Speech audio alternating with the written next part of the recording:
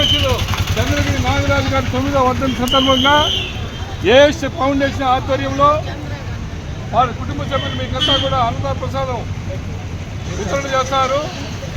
వాళ్ళ సతీమణి శ్రీమతి మునిరాజమ్మ మరియు వాళ్ళ కుటుంబ సభ్యులతో ఈరోజు మీకు అన్నదానం జరుగుతుంది. కాబట్టి వాళ్ళు వాళ్ళ కుటుంబం బాగుండాలని కోరుకోండి.